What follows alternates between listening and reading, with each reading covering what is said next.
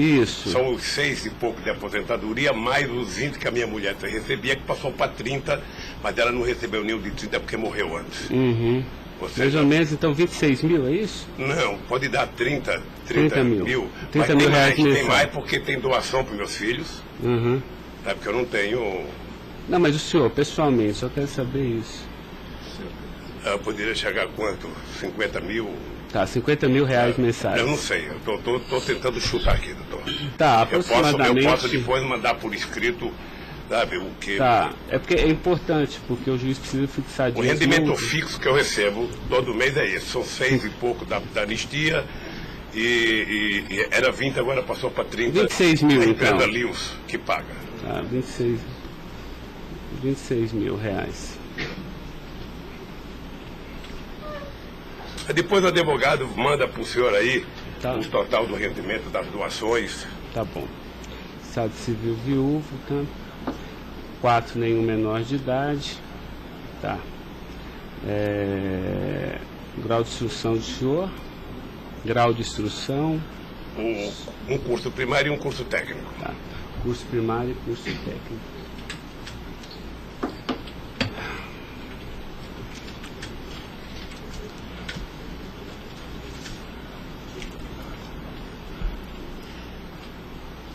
Me dê uma caneta aí, Caio, por favor.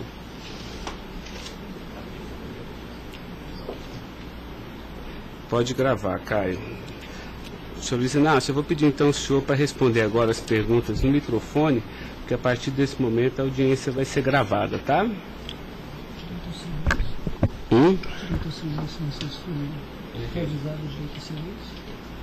Eu vou avisar ele agora. Vou falar da acusação e vou avisar. Tá? Tá pronto, Caio? Tá. Senhor Luiz Inácio, esse momento é o momento do seu interrogatório, tá? A lei lhe garante o benefício de ficar em silêncio em todas as perguntas que eu lhe fizer, as perguntas feitas pelo membro do Ministério Público, pela defesa dos denunciados, inclusive até pela sua própria defesa, tá? Existem 2 denúncias aqui nessa ação penal, envolvendo Delcídio do Amaral Gomes, André Santos Esteves, Edson de Siqueira Ribeiro Filho, Diogo Ferreira Rodrigues, Luiz Inácio Lula da Silva, o senhor, José Carlos Costa Bunlai e Maurício Barros Bunlai, tá? E em síntese, a denúncia fala da existência de uma organização criminosa, tá? Pelo menos do dia 1º de fevereiro de 2015 até 20 de novembro de 2015. E a denúncia narra que todos esses denunciados teriam se esforçado para evitar ou para menos modular e conseguiram retardar a celebração de um acordo de colaboração premiada entre o Ministério Público Federal e Nestor Severo, tá? Depois a denúncia narra que um crime de patrocínio infiel, tá? Cometido pelos denunciados também, e de exploração de prestígio, tá? Bom, o senhor tem conhecimento desses fatos, tá? Né? Eu lhe pergunto, esses fatos que são descritos na denúncia são verdadeiros, falsos? Eu queria que o senhor fizesse uma explanação cronológica do que aconteceu envolvendo a sua pessoa. Bom, os dados são falsos. Eu queria aproveitar a oportunidade, doutor Ricardo, para dizer ao senhor que eu faço política desde os 23 anos de idade. Comecei em 1968 pelo movimento sindical. Depois fizemos as greves mais importantes desse país, depois do regime militar. Depois resolvemos que o sindicato já era muito limitado para a luta democrática desse país, resolvemos criar um partido político.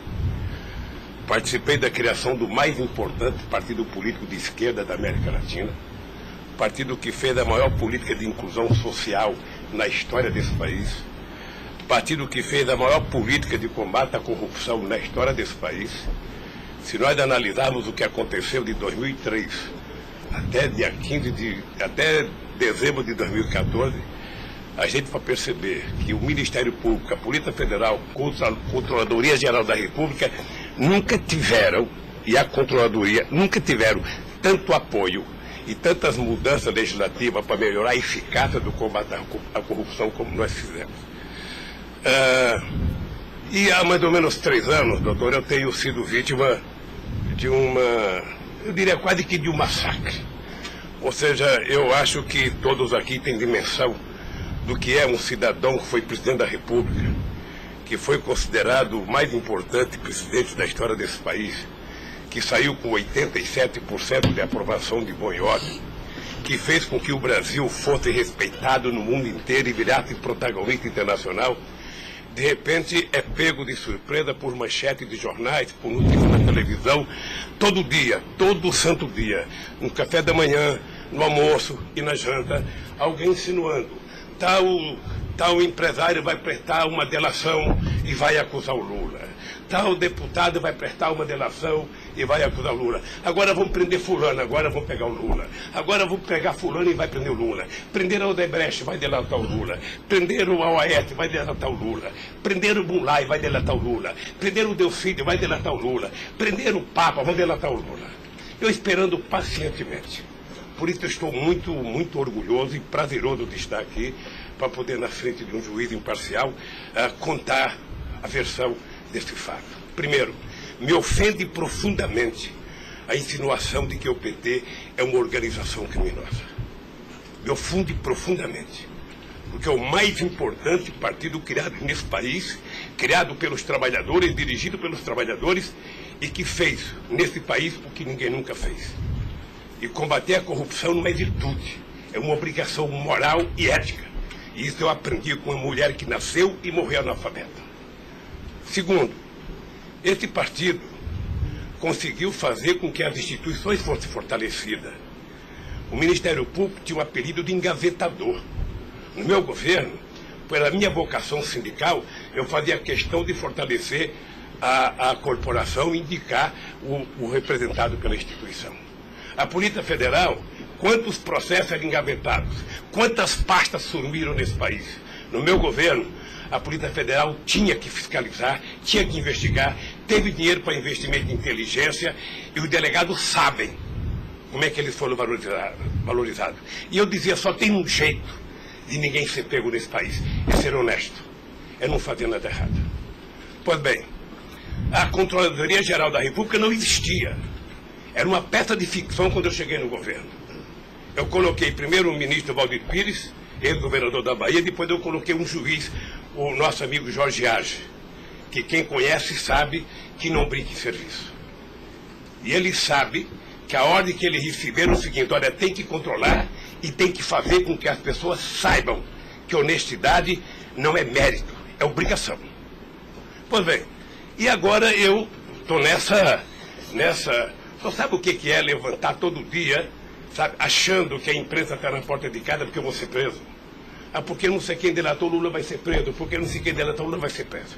E eu tenho dito, eu duvido, antes, durante e depois, os que estão presos e os que vão ser presos, que tenha um empresário ou um político que tenha coragem de dizer que um dia me deu R$10, ou que tenha coragem de dizer que um dia o Lula pediu 5 centavos para ele. Eu não faço isso porque sou melhor do que os outros, não. Eu faço isso porque quem chegou à presidência da República como eu cheguei, depois de perder 3 eleições, não tinha o direito de errar. Fiquei 8 anos no meu mandato, doutor, 8 anos, sem ir num jantar, sem ir num aniversário, sem ir num casamento, exatamente para não dar pretexto de aparecer aqueles que vão tomar uma champanhe e vêm pedir um favor. E vem tirar fotografia com o celular para depois explorar essa fotografia. Eu fico orgulhoso de estar prestando depoimento e chateado por uma ilação feita nesse processo contra mim pelo senador Delcídio. Portanto, eu queria lhe dizer que eu estou aqui para responder toda e qualquer pergunta. Se tem um brasileiro nesse momento que quer a verdade e deseja a verdade nesse país, sou eu.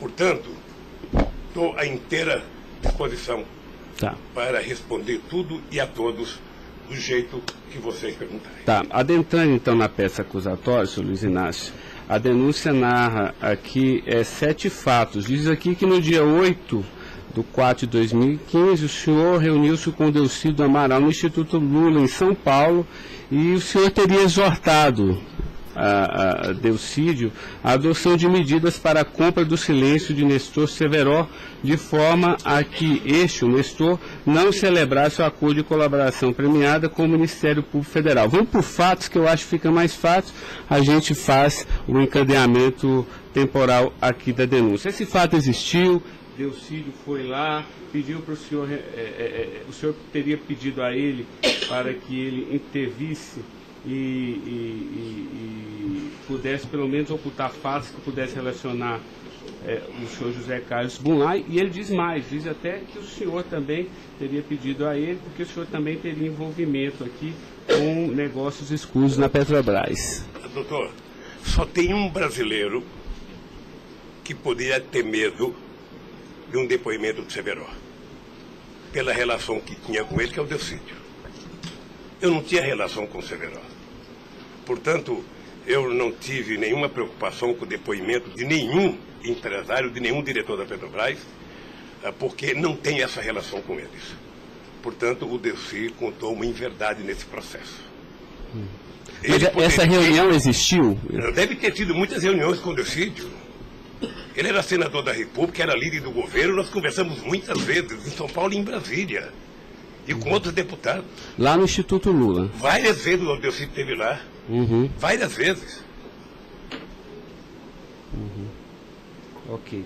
Eu iria perguntar por fatos aqui, mas assim, pelo que o senhor está falando, senhor, ele teve lá, o senhor admite que conversou com ele, mas não houve essa conversa para adoção de medidas, o senhor teria pedido para ele, porque o senhor, José Carlos Bunlai é amigo do senhor. Doutor Ricardo, deixa eu dizer uma coisa. Eu não tenho nenhuma razão para ter qualquer problema com o depoimento do Severo. Mas nenhuma razão. Não o conheço, não tive convivência com ele. Portanto, o depoimento do Severo era um problema para o Delcídio e não para mim, que teve uma convivência com ele ainda no governo anterior, antes do meu governo, quando foi diretor de óleo e gás da Petrobras. Não foi comigo. Tá, não surgiu essa conversa, então. Não surgiu. Não se tocou. Se o senhor falar da Lava Jato? Doutor, da Lava Jato, hoje no Brasil, a gente fala no café, no almoço, na janta e ainda depois da novela. Mas não porque só passa isso na televisão. Mas não se tocou no nome do Severo. Não tocou, não. E muito menos no nome do Bunlai. Sabe, de que foi pedido coisa para o Bunlai? É um absurdo. É um absurdo. Eu não sei o que o Delcídio esperou fazer com isso. Certamente, depois de preso alguns dias, as pessoas começam a encontrar um jeito de sair da cadeia e resolve jogar a culpa em cima dos outros. Como é que o senhor reagiu quando ele foi preso? Eu tive uma reação que eu sei que ele não gostou, quando ele citou que o juiz da primeira corte, do Superior Tribunal, ele tinha conversado com ele. Eu disse, esse cara é um imbecil, tá? Porque mas nem na morte você citaria se você teve ou não uma conversa com a Suprema Corte sobre um processo. Foi essa reação que eu tive e ele me parece que não gostou da minha reação. Eu fiquei sabendo pela boca de alguns advogados que ele ficou muito chateado porque eu disse que ele era um imbecil. Eu não quis ofendê-lo, apenas achei que a atitude foi equivocada. Tá, eu tenho mais alguns questionamentos, mas depois eu faço na medida que os temas forem agitados aqui pelas partes, tá? O Ministério Público tem perguntas, doutor? Bom dia. Acabei não vendo a sua chegada, mas não revelo. Em nenhuma dessas reuniões o Delcídio comentou sobre o receio que ele teria sobre as delações do Severo? Não, ele não comentou, mas era sabido por todo mundo que acompanha todo esse processo da relação histórica do Delcídio com o Severo. Tem até um livro publicado por uma jornalista da revista Veja que mostra claramente a relação do Delcídio com o Severo. Era muito antiga, sabe? No governo passado, no governo anterior ao meu, porque ele chegou, acho que até a ser ministro interino de Minas e Energia. senhor acredita que a referência ao seu nome tenha sido útil para o Delcídio conseguir a delação premiada? Olha, por tudo que eu vejo todo dia na imprensa, eu acho que tem alguém instigando de falar meu nome. Eu fico sabendo de notícia, não sei se é verdade, nos blogs, nos colunistas, de que todo dia alguém vai prestar depoimento e fala o nome do Lula, cita o nome do Lula, cita o nome do Lula. Eu canso de ouvir isso todo santo dia, sabe? É bem possível que eu vi uma entrevista dele na Globo News que parecia que tinha recebido o prêmio Nobel da delação, a disfarçatez, sabe? Como ele estava se desenvolvendo, eu fui no Roda Viva. Ou seja, depois que fazem a bobagem que fez, se é que fez, ele teria que jogar nas costas de alguém. Primeiro, sabe, a minha relação com o Delcídio era uma relação institucional. E ele sabe disso. Voltando um pouco, o senhor poderia explicar a sua relação com o Bunlai? Veja, eu conheci o Bunlai na campanha de 2000. O PT governava o estado do Mato Grosso do Sul e eu precisava fazer uma gravação para um programa de televisão da campanha para falar com o setor do agronegócio. E aí o governador do PT disse que tinha um amigo lá e me levou na fazenda dele, me parece que em Miranda. E eu fui nessa fazenda, uma boa fazenda. Até depois eu fui pescar nessa fazenda, fiquei 4 dias no Rio Miranda, não peguei nenhum peixe. Mas gravei um programa, foi um programa de sucesso. Depois eu ganhei as eleições e depois estabeleci uma relação com o Zé Carlos Bunlai. Qual é o conhecimento ou participação que o senhor teve na questão do empréstimo do Banco Chain ao PT que teria sido feito com a intermediação do Bunlai? Eu não, já disse isso, eu não tenho nenhum... Fiquei sabendo de que o Bunlai tinha feito empréstimo pela imprensa. O senhor teve conhecimento de que para quitar esse empréstimo houve a contratação pela Petrobras da empresa Chain Engenharia na questão Fiquei do sabendo também pela imprensa e me parece que numa pergunta que o Ministério Público já me fez. Após esses fatos, sobre a saída do Cerveró do posto da diretoria da Petrobras, há uma informação na denúncia relativa a divisões de indicações por partido de diretorias na Petrobras. A diretoria de abastecimento seria normalmente indicada pelo PP, diretoria de serviços pelo PT, diretoria nacional pelo PMDB. O senhor tem conhecimento disso? Veja, deixa, doutor Ivan, dizer uma coisa que me parece que está virando costumeiro isso no depoimento, que é a falta de compreensão do que significa um governo de coalizão em qualquer parte do mundo. E parece que tem pessoas com dificuldade de compreender isso. Aliás, no depoimento do presidente Fernando Henrique Cardoso, ele foi muito bem ao explicar o que é um governo de coalizão. Quando você ganha uma eleição, um regime presidencialista de coalizão, você tem que montar o governo. Você precisa construir uma maioria no Congresso Nacional para você poder montar o governo. E você não monta a maioria com quem você quer. Porque se você pudesse, você pegaria só suplente que não foi eleito. Mas como o suplente não vota, você tem que fazer o acordo com quem é eleito, com quem tem mandato. E obviamente que você pode fazer um acordo programático, e nesse acordo programático você pode fazer um acordo de participação no governo. Então, os partidos que compõem a base do governo participam do governo, indicam ministros, indicam cargos. Todas as pessoas indicadas são pessoas com mais de 30 anos da Petrobras. Eu já disse no depoimento, sabe, que vocês vão ter que ouvir muita gente, o Conselho Fiscal da Petrobras, o Conselho de Administração da Petrobras, sabe, para saber se havia denúncia de corrupção, porque quando nós indicamos as pessoas e quando os partidos indicam, ou seja, se aparecer alguma denúncia de corrupção e aparecer no GSI, essa pessoa não é indicada. Porque qual é o critério? O partido tem um ministro, o partido tem uma bancada. Essa bancada conversa com o ministro. Se indicar um nome qualquer, esse nome vai para a Casa Civil, da Casa Civil passa para o GSI, que é o Gabinete Institucional, faz um levantamento, eu não sei aonde, sabe? E se não tiver nenhuma denúncia, essa pessoa é mandada para o Conselho de Administração e o Conselho de Administração indica. Não é o presidente da República que indica, é o Conselho de Administração. É assim que funciona em qualquer lugar do mundo.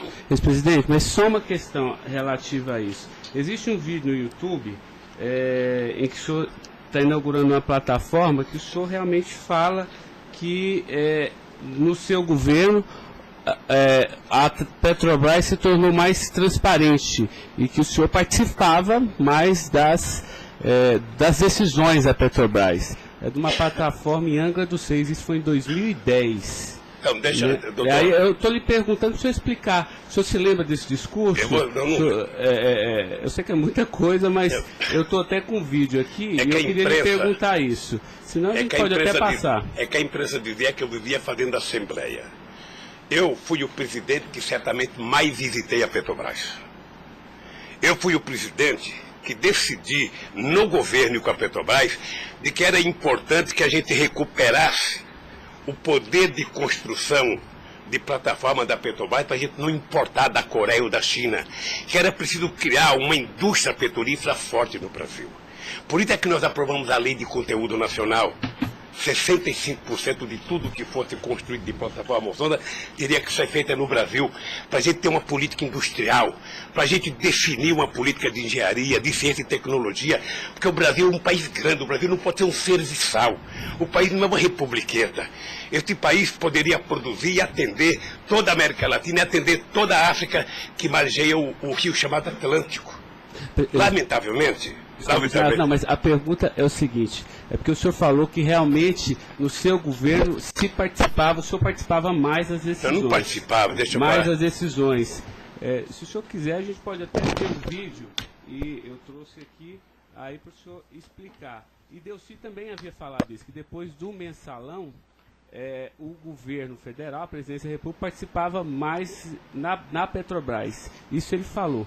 Deixa eu lhe falar uma coisa, o papel do governo, o governo participa na Petrobras através do Conselho da Petrobras. O Conselho da Petrobras tem vários ministros, tem a ministra de Minas e Energia. Tá? Eu, durante todo o tempo da Petrobras, eu só participei de uma reunião de definição da política estratégica da Petrobras. A discussão de investimento para os próximos 20 anos. Se a gente ia recuperar a indústria naval, se a gente ia recuperar a indústria de sonda, de plataforma, se a gente ia discutir, sabe, exportar, se a gente ia fazer a lei de partilha, se a gente ia fazer com que o petróleo voltasse a ser do povo brasileiro, como nós conseguimos fazer. Nessas decisões estratégicas eu participei de uma reunião. Tá, mas de cargo então não. De cargo não. Porque tem o Fernando Soares que fala que o senhor realmente definia também essas questões. Não definia cargo. Quando havia briga no PMDB, ou quem decidia, se não se decidir, era o senhor que realmente... Deixa eu lhe dizer uma coisa para o senhor. O presidente não indica cargo na Petrobras, o presidente recomenda ao Conselho da Petrobras a indicação de tal pessoa indicada por tal partido político a partir da capacidade técnica das pessoas. É assim que funcionava no governo anterior, é assim que funcionava certamente no governo militar, é assim que deve funcionar hoje. É assim que deve funcionar hoje. Porque a Petrobras é uma empresa de engenharia muito poderosa e você não pode ficar colocando gente que não tem expertise para fazer determinadas coisas. Tá.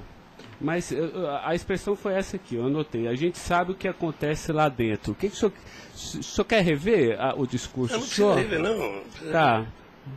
Assim, porque isso me chamou a atenção. A gente sabe, quer dizer, antigamente era uma caixa preta, foi esse o contexto.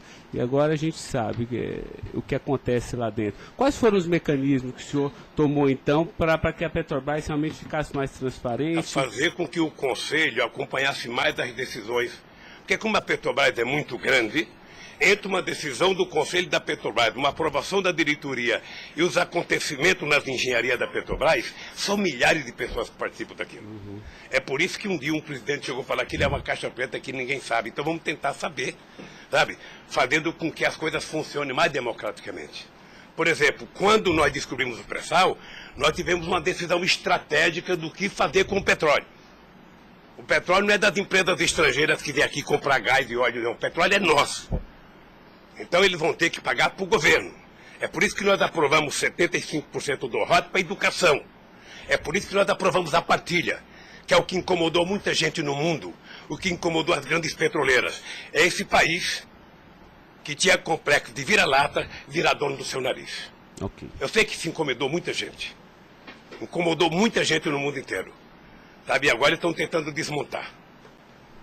Porque um país que não se respeita, um país que não tem soberania, um país que não tem empresas de porte extraordinário como a Petrobras e vende tudo, sabe? Sinceramente, não é um país. Ok. Doutor Ivan, só porque o senhor tocou no tema, eu quis aproveitar, tá? Mas pode continuar, pode prosseguir. A pergunta é relativa à diretoria internacional, que ela foi ocupada pelo Cerveró e depois pelo Zelada. Ambos foram indicações do PMDB ou o Cerveró foi indicação do PT e o Zelada... Não, eu já tive a oportunidade de dizer isso. Isso foi indicação do PMDB. Ambos? Não sei se de todo o PMDB ou da bancada do PMDB de Minas Gerais, que foi indicado o Zelada para diretor internacional da Petrobras. O critério é o mesmo. O Zelada foi indicado, passa na Casa Civil, passa no GSI e é mandado ao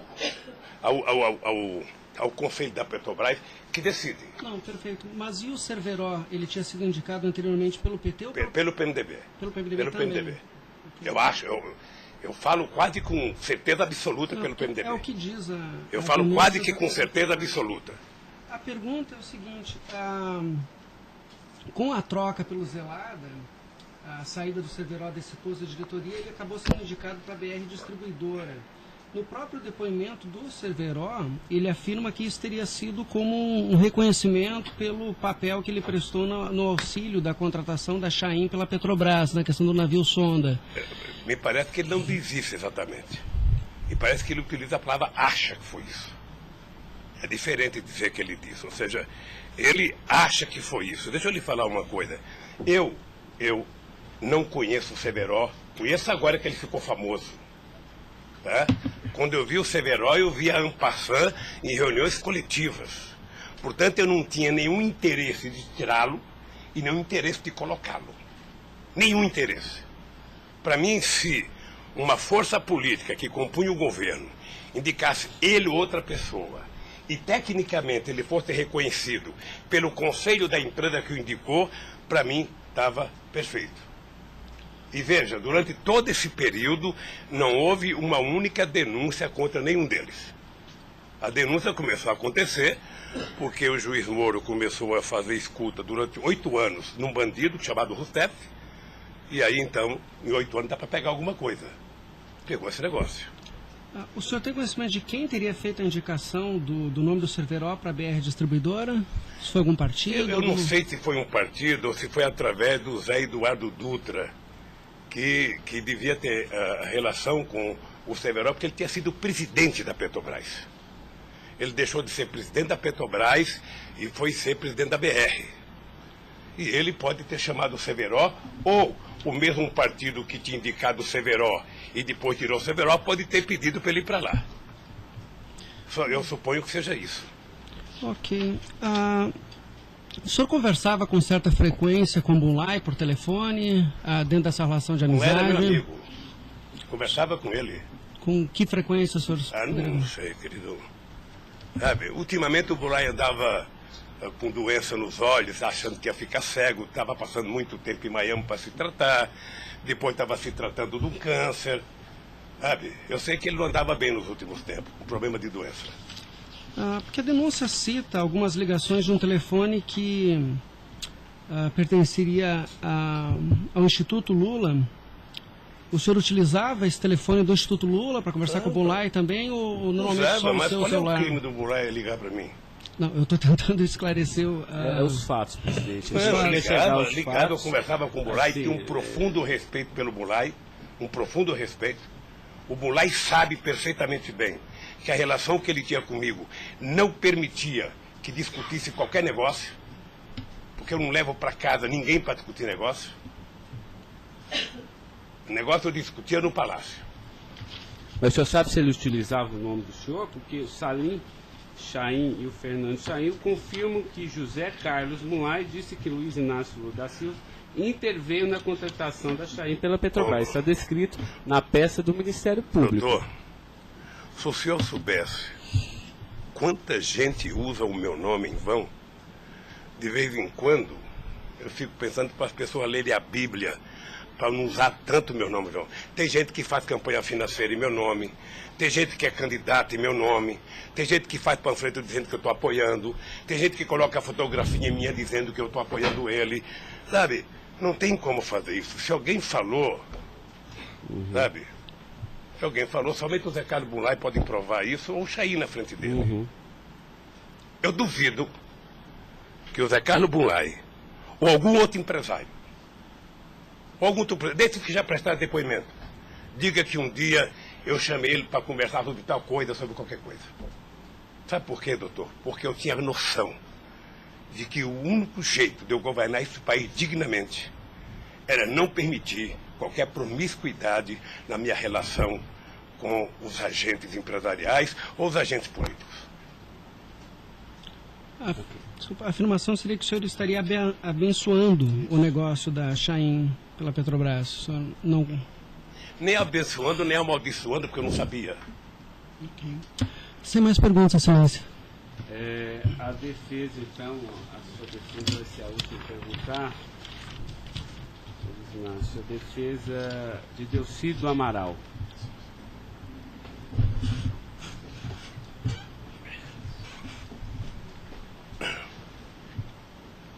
O doutor vai ter que, alguém vai ter que sair para ele perguntar, tá? Da mesa para que...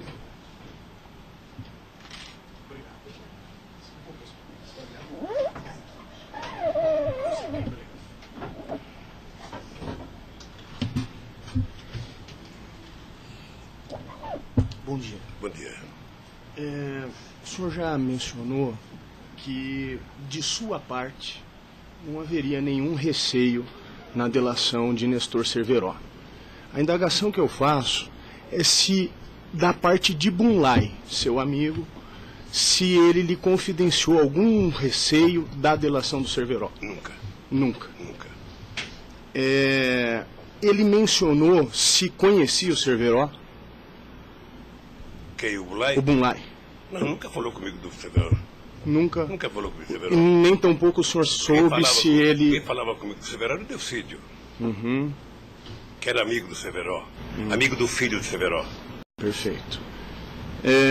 O senhor tem conhecimento se a delação do Nestor Cerveró foi utilizada como um dos fundamentos para a condenação do senhor Bunlai? Não tenho. Não tem conhecimento. Não tenho. Tá certo. Eram só essas as indagações. Excelência, muito obrigado. Obrigado, senhor ex-presidente. A defesa de André Esteves tem questionamentos? Não tem? A defesa de Edson Siqueira Ribeiro Filho.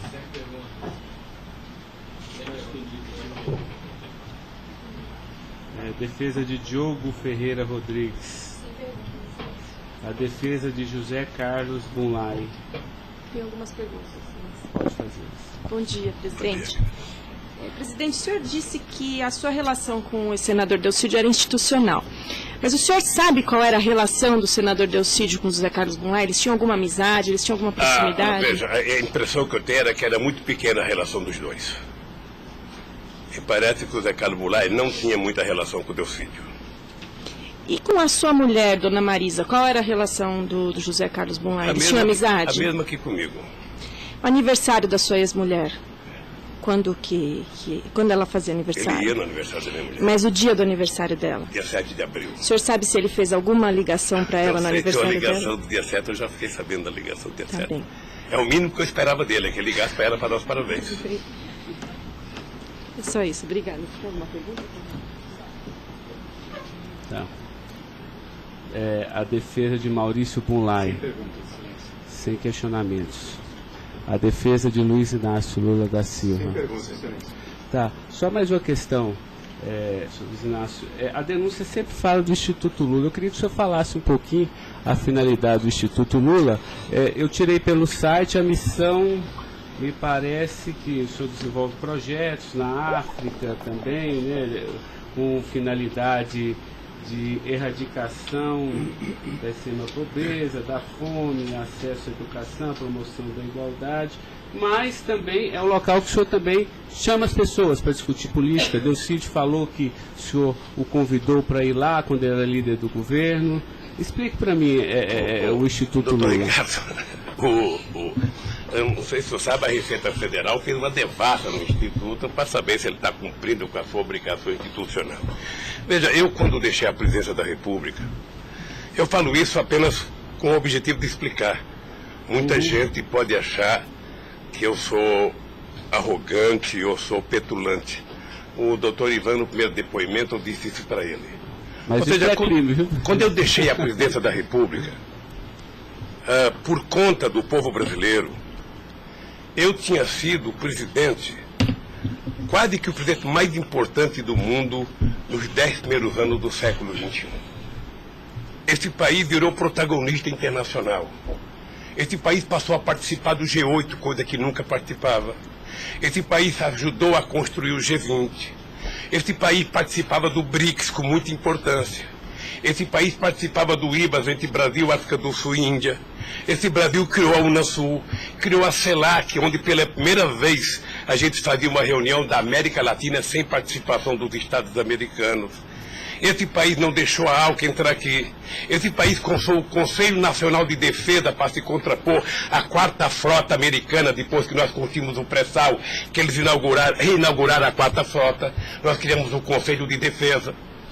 Então, nós fizemos a maior política de inclusão social da história desse país. 36 milhões de pessoas saíram da extrema pobreza e 40 milhões ascenderam à classe média. Isso é uma Argentina, isso é uma Colômbia. A bancarização do povo pobre foi com 70 milhões de pessoas entraram no sistema financeiro. É uma Colômbia e uma Argentina junto. Tudo isso em 12 anos.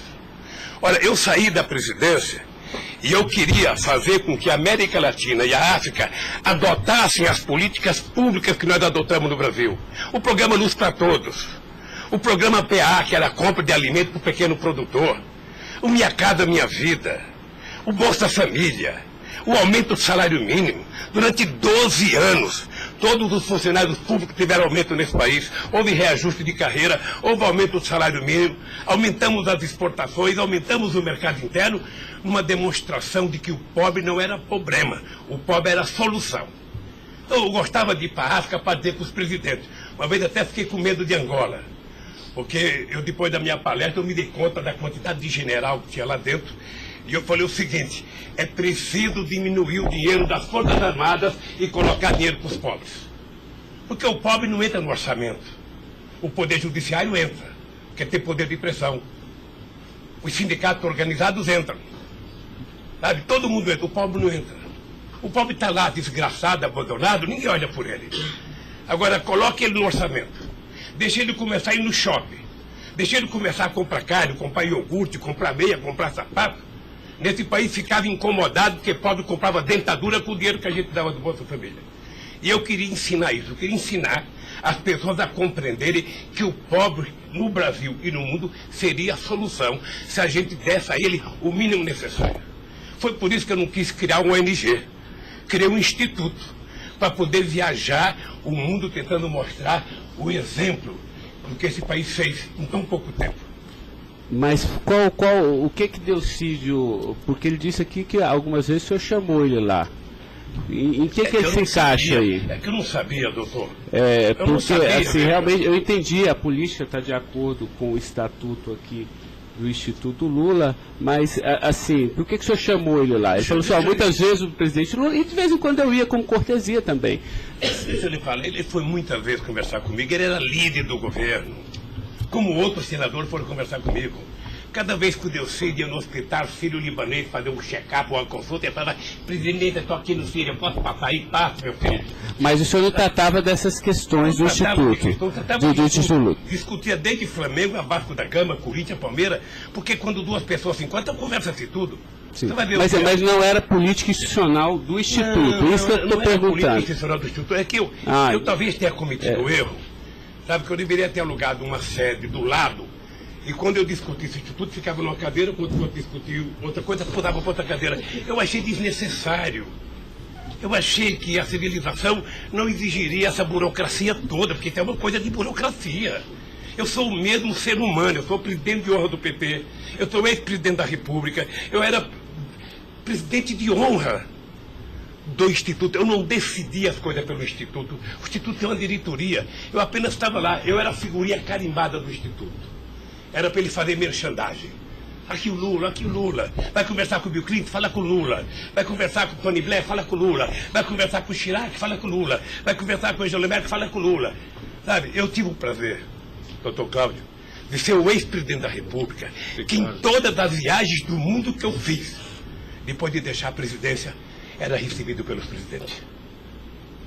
Esse era o status quo do Brasil. Hoje nós estamos numa situação em que o presidente não tem coragem na Bolívia. Então o país, que era um motivo de orgulho, virou um motivo da tristeza. Pela pequenez que esse país tomou dimensão nos últimos anos. Não, eu não estou emitindo nenhum juízo de valor, mas assim, o que eu quero saber é o seguinte: o senhor também chamava pessoas como o líder do Delcídio para conversar sobre outros assuntos. Chamava dirigente sindical, chamava gente do LGBT, chamava negro, chamava índio, chamava todo mundo. Isso. Ali, eu vou dizer uma coisa, sabe qual é o apelido do Instituto? Sabe? Não sei, nunca fui. Posto Ipiranga. Lamentavelmente é assim. Mas não é por causa do Instituto, é por causa do personagem.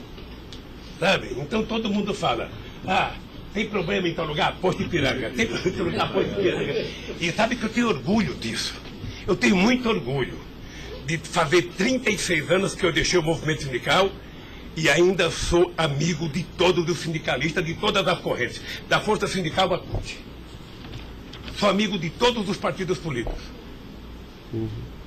Então, se isso é um pecado, se isso é um erro jurídico, se isso incomoda o Ministério Público, a Polícia Federal, sei lá quem, eu vou alugar uma salinha na porta e sento lá e atendo e vou deixar em paz, porque não é possível. Não é possível, sinceramente, doutor, sinceramente, eu quero lhe agradecer a oportunidade de vir prestar esse depoimento. Porque eu estou com muita coisa na garganta para falar. Eu estou cansado de ver procurador dizer que não precisa de prova, que ele tem convicção. De juiz dizer: eu não preciso de prova, eu tenho fé, vou voltar com fé. Eu quero provas, alguém tem que dizer, qual é o crime que eu cometi, aonde que eu cometi. Chamar o PT de organização criminosa, se dependesse de mim, cada deputado do PT, cada vereador do PT, cada militante, abrir um processo para quem dizer provar qual é a quadrilha. Porque eu estou cansado, doutor. 71 anos de vida, eu cansei. Cansei de ver as instituições que eu ajudei a criar desde a Constituinte, para valorizá-las, desprestigiadas por comportamento pessoal. Gente que agora, gente que não pode abrir a geladeira, que vê uma luz já começa a dar declaração. Gente que liga o barbeador, começa a falar achando que é o microfone do rádio. Eu cansei disso. Eu sempre valorizei o Ministério Público. Eu sempre valorizei a Polícia Federal. E sempre valorizei o Poder Judiciário. Os ministros podem lhe dizer. Eu indiquei quase todos. Nunca pedi para eles um favor pessoal. E não peço. Porque a instituição tem que ser forte, não para me ajudar, para garantir a democracia desse país. Lamentavelmente, tem pessoas que não pensam assim. Eu, quando vejo um jovem procurador ir para a televisão falar 1h30 e depois dizer: não me peçam provas, eu tenho convicção, não dá, doutor. Não dá para aceitar isso como uma coisa séria nesse país que está jogando a cada vez mais a oportunidade de se transformar num país grande. Nós quase chegamos a ser a 5ª economia mundial. Quase chegamos. Por mediocridade não chegamos. Então eu lamento profundamente.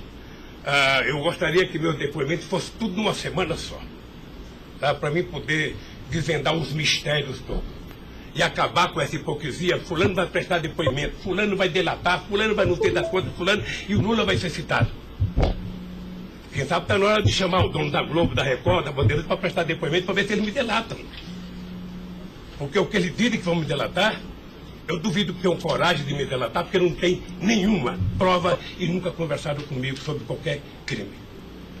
Doutor, eu aprendi a andar de cabeça erguida. E sabe que custa muito. Para quem nasce na elite, não precisa nada.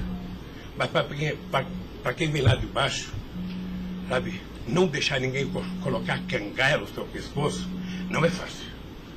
Esses dias eu sei de uma história, de um depoimento, de um processo que eu abri contra uma jornalista, até vou contar isso que ninguém sabe aqui. E eu acusei uma jornalista que falou, em qualquer país democrático do mundo, ela seria presa, porque ela falou de um presidente da República. E ela foi prestar julgamento. E a advogada, acho que a nossa advogada, me chamou de doutor.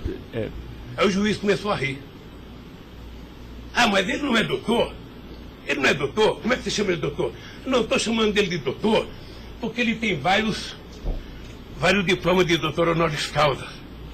O juiz deu uma gargalhada e pouco tempo depois inocentou a jornalista. Eu vou recorrer até a Suprema Corte. Aos 71 anos eu não sei quanto tempo de vida que eu tenho, mas eu tenho fé em Deus de ver essa jornalista ser julgada. Porque, em nome da liberdade de imprensa, ninguém pode avacalhar a vida dos outros. Ninguém pode. E o que eu estou vendo nesse processo? Tem gente que acha que eu sou contra a Lava Jato. Pelo contrário, eu quero que a Lava Jato vá a fundo para ver se acaba com corrupção. O que eu sou contra é tentar criminalizar a pessoa pela imprensa e não pelos autos do processo. O que eu sou contra é execrar, é condenar. Eu conheço pessoas que, se tivessem liberdade, seriam mortos na rua. Tal é. Sabe quantas horas eu tenho de notícias negativas contra mim no Jornal Nacional em 8 meses, 16 horas? Nenhum político no mundo aguentaria isso. E eu vou matá-los de raiva, porque toda pesquisa vai aparecer na frente. Para eles saberem que nem sempre eles podem brincar com as pessoas. Sabe? Então o juiz, o promotor, o delegado, não tem que ficar fazendo, sabe, pirotecnia com as pessoas. A primeira apura, investigue e condene. Quando condenar, bote na cadeia. E acabou. Sabe, não é tirando fotografia de criança, mostrando casa, mostrando não sei das quantas, inventando mentiras, inventando ilações. Então, quero lhe dizer que o senhor está diante de um homem que está disposto a prestar tantos quantos depoimentos for necessário. E quero que todo mundo saiba, se tem um brasileiro que quer a verdade nesse país, sou eu. E não me venham com mentiras ou com ilações. Porque um cidadão que nasce no Nordeste e não morre de fome até os 5 anos de idade, não tem medo de cara feia. Eu quero defender a minha honra, que é o valor mais importante que eu tenho. Então eu quero lhe agradecer esse depoimento e a liberdade de poder dizer essas coisas que eu até agora não tinha falado, mas eu cansei, eu vou falar. Então, Luiz Inácio, o momento é do senhor, tá? É a sua defesa, o senhor tem todo o direito de falar. Só mais uma questão para a gente encerrar, acho que ninguém tem mais questionamentos. O presidente do Instituto Lula, na época, em 2015, era o doutor Paulo Camoto. Ele não participava de nenhuma reunião, assim, com o senhor, às vezes, ou participava, ou era bem informal, não, como o senhor disse? Eu sou um pouco relaxado, sabe? Porque Delcídio disse aqui que as reuniões eram somente ele e o senhor, que as coisas era só... Não ficava ninguém na sala. É isso? O senhor confirma isso? Eu tenho pelo Delcídio, eu não vou levar muito a sério o que ele disse. Tá? Mas deixa eu falar, eu aqui, quando eu era presidente da República, eu brigava com a minha assessoria que achava que eu tinha que ter uma liturgia. A liturgia é importante, presidente. Você não pode andar no corredor abraçando as pessoas. A porta não pode ficar aberta, sabe? Então, no Instituto, sabe, tem hora que a conversa é pessoal, tem hora que entra 10 pessoas, 5 pessoas, 6 pessoas, 4 pessoas. Mas de total transparência, é isso que o senhor quer falar? Quando uma conversa sigilosa, eu faço uma conversa sigilosa, sabe? Ok. Tá bom. Agradeço a presença do senhor para esclarecer os fatos, tá? Ninguém tem mais questionamentos, então está encerrado a audiência. Na fase do 400.